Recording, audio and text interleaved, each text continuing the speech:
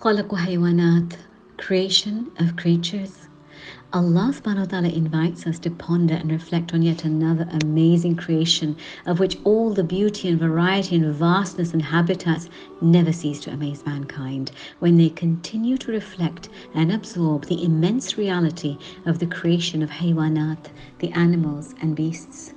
In Surah Al-An'am, Allah subhanahu wa ta'ala says, "There is no creature moving on the earth nor a bird flying on its two wings, but they are all communities like you. We have not missed anything in the book. Then to their Lord all of them shall be gathered." There is nothing unknown to him. All is in a book in Lawh Mahfuz, in the preserved tablet, and he reminds us of their gathering and the hisab, that we will all be gathered for accountability. This verse is said to be interpreted in two ways. According to one interpretation, it means that resurrection is not restricted to human beings. All the animals will also be resurrected on the day of judgment like humans. Then every animal that was subjected to any harm or hurt by another animal will be given an opportunity to take revenge from the latter animal. And according to this interpretation, the book refers to the preserved tablet, Lawh al-Mahfuz, where every act that is done by any creature is recorded. Since this book has not missed anything, therefore the reckoning of the deeds of every creature is not difficult. However, the animals will perish after their mutual retribution, after their account is taken with each other, while human beings will be sent to paradise or to hell. The second interpretation is that the verse relates to the demand of the unbelievers who kept asking for a sign. And the verse draws their attention to the universal sign spread all over the world to prove Allah's infinite power and wisdom, after which no other proof should be required to establish His existence and His being omnipotent. And then they should not need to associate any partner with Him. The creation of the animals moving on the earth or flying in the sky has been referred to in this context as a miracle of Allah subhanahu wa ta'ala. That even after receiving such obvious proofs, if some people make absurd demands for the signs of their choice, then their matter will be decided by Allah subhanahu wa ta'ala Himself, who will assemble all of them on the day of judgment. Allah subhanahu wa ta'ala further highlights His mastery of design and choice in the following ayahs. Allah has created every moving creature from water. So some of them move on their bellies, and some on them move on their two legs, and some of them move on four. Allah creates what He wills. Surely Allah is powerful over everything. And this is Surah Nur, ayat 45. Allah designs everything Himself as He wishes and sees fit. And He made all creatures from water, and in His design some walk on their 2 feet, some slide on their belly, some on twos and some on all fours, some on dry land and some swim in the bahar, in the rivers and the seas, and some fly with the wings in the sky. It's His design, His knowledge and His wisdom, and He could have made a world without animals. Yet He placed in it various species, colors, male and female, and some move in herds, some in flocks, some live in other habitats, and all are scattered according to His hukam. Some are few in number, and yet some species are so numerous. And Allah subhanahu wa ta'ala planned for their habitats and their food and their survival and their migration, where their food awaits them in another season, and He planned for their offspring and their production.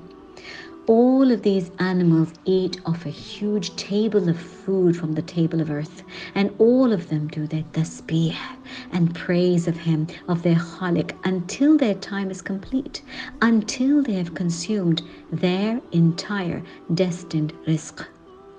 Despite their own talents, their challenges, abilities, growth, movement, they continue to praise Him, their Khaliq. They have no pride, no ego. Rather, they fear their Rabb above them, and they do what they're commanded, and they continue to worship Him. In Surah Nahl, Allah subhanahu wa ta'ala tells us, وَلِلَّهِ يَسْجُدُ مَا فِي السَّمَاوَاتِ وَمَا فِي الْأَرْضِ مِنْ دَابَةٍ وَالْمَلَائِكَةُ وَهُمْ لَا يَسْتَكْبِرُونَ. And to Allah prostrate all that is in the heavens and all that is in the earth, of the moving, living creatures and the angels, and they are not proud. They worship their Lord, Allah, with humility. And yet, the animals are in constant ibadat, worship, and see how they each find their fill and they have their food before they return home each night. Whereas man is hasty in his ibadat and neglectful and ghafil, and he feels he's wasting time in ibadat and wants to spend more time gathering the dunya. Perhaps if we observed how the Rabb looks after the food and supplies and needs of the animals with such ease as they continue to do his tasbih and glorify him, man would learn from the animals. And yet we are supposed to be better than animals, the best of creations. Yet man remains in haste in his worship. Allah reminds us that He will fill our lives with plenty, take care of all of our needs. But if we are ghafil, if we are ignorant from our ibadat and our purpose in this dunya, which was to worship Him, then He will make us chase for the dunya and He'll make it never ending. He says, Alhaakumut takathur hatta zultumul maqabir. You will continue to gather this dunya until you go to your graves. And we see that today we're all rushed, all in a cupboard, all racing. But what we don't realize is that we're all returning in this race back to Him inevitably. But what are we taking with us?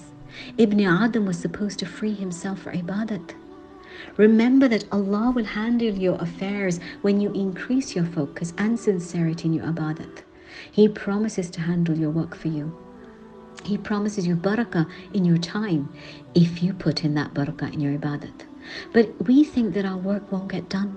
And we compromise by making sure that the dunya is secure only. But it won't be secure because He has promised that you will be running to your grave trying to sum out more and more of it.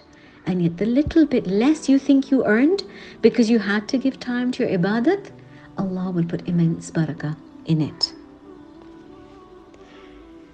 There was a man, he would leave his job if the work abroad didn't give him time for Jummah. And Allah would provide him with better work. He would never compromise on his ibadat.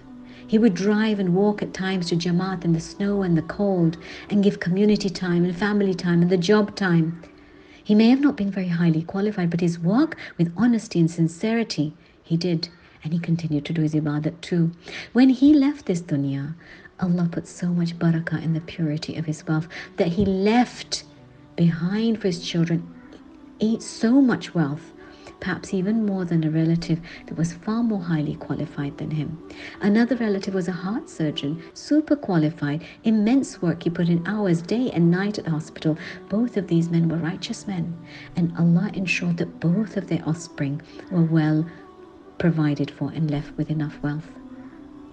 And we see in Surah Kahf the story of the wall that was breaking, and Khidr alayhi salam and Musa alayhi salam rebuilt it. When Musa alayhi salam asked why they were helping these people who didn't even feed them or take care of them, Khidr told him that as for the wall, underneath it was buried wealth of some orphan children whose father had left it for them to discover when they were older, when they would need it most. The man was a righteous father. And it is said, and the lesson derived from it is that Allah takes care of the offspring and provides for those whose parents were righteous, earned halal, maintained their ibadat. He preserves and puts barakah in the dunya for you. You need to work to preserve the akhirah for yourself.